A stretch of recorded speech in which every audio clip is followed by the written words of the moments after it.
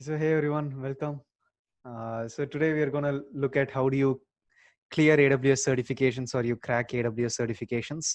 So it's going to be a pretty small, lecture, but then it's going to give you at least a really good idea about how to approach AWS certifications or any cloud-related certifications for that matter. So these are all the steps that you have to do in order to clear an AWS cert. So you have to first go through the entire course content. If you are a beginner and the course content is too overwhelming for you or it's an information overload, I would probably suggest you to go through the entire course content at least twice and do your homework. So at least get your foundations ready in terms of Linux and networking basics. At least you have to know subnetting in order to at least understand all of the VPC constructs and so on. And then you have to do all of the labs that are part of your course content and do all of the labs from the back of your mind. So there is one really nice step which I generally do for my students. So since I sleep pretty late at night at around 2 o'clock or 3 o'clock, I randomly call one or two of my students and I ask them to recite the entire steps of creating an application load balancer or creating an auto scaling group and so on. And they are terrified, man, but that's something that I love doing.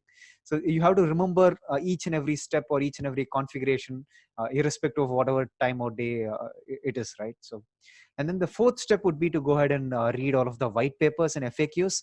The reason why I say this is because even though most of the white papers, explanations are included within the course, there are some solutions architects out there who have been experienced for nearly 15, 20 years, and they would have written a lot of documentation, right? So, and these are official AWS white papers. So I would like you to go ahead and browse through that. These are PDF documents.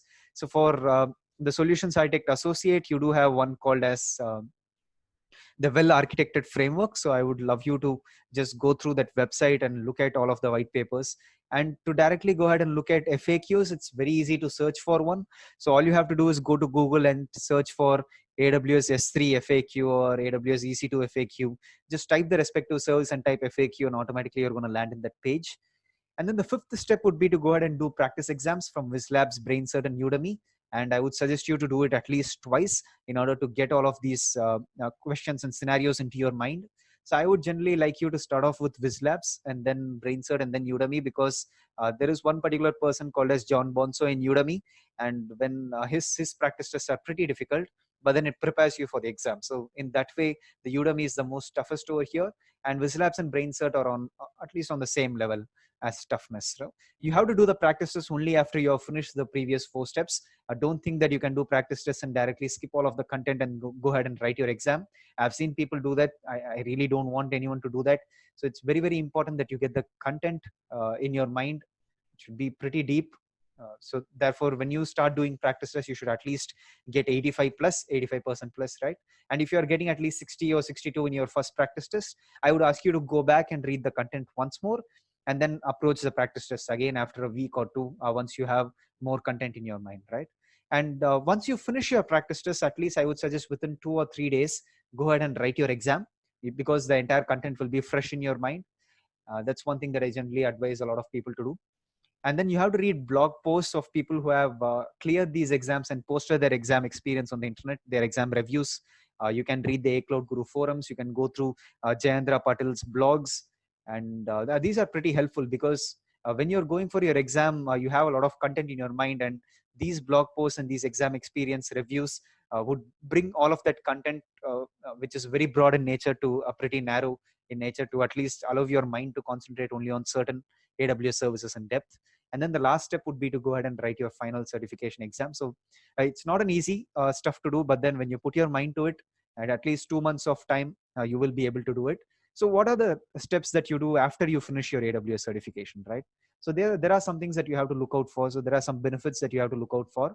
So please do go ahead and download your badge and then have it on your resume. Wait for at least 2 or 3 days until the badge is being provided for you on the CertMetrics website. And then also ensure that you get a free practice test voucher code on the same website under benefits section.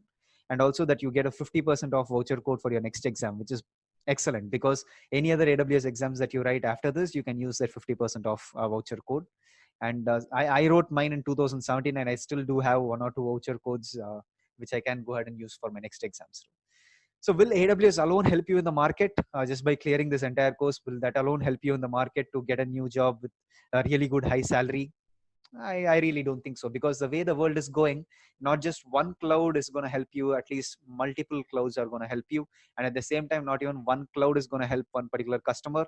Maybe that customer has multiple cloud platforms. So, and different use cases according to that. So they always expect you to be really good on multiple cloud technologies, not just only Amazon Web Services. So you can start your journey on Azure, you can start your journey on Google Cloud Platform and so on.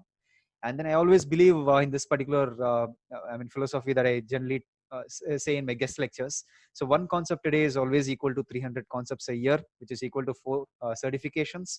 So you may think that this equation is not right, because you have 365 days in a year, so you spend 60 days on weekends for your family, but every other day you go ahead and read one concept for yourself.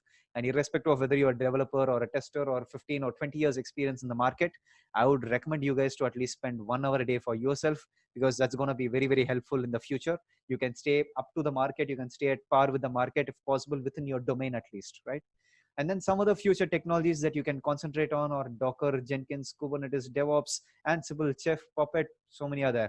I can just keep listing all of the different technologies that are there. But then that would be a good starting point, because you can become a full stack developer. If you're from the developer's background and you're learning the cloud, you can go ahead and become a person who develops their own product, and then uses proper DevOps practices in order to go ahead and deploy your product all the way up to production, and then create a cloud infrastructure for yourself, which is highly available, fault tolerant, and highly scalable, and so on. So with that, I'm just going to end this session by saying all the best, and have a really nice exam experience. I hope this course has helped you a lot in your career. So thanks a lot, guys, and have a great day. Bye-bye.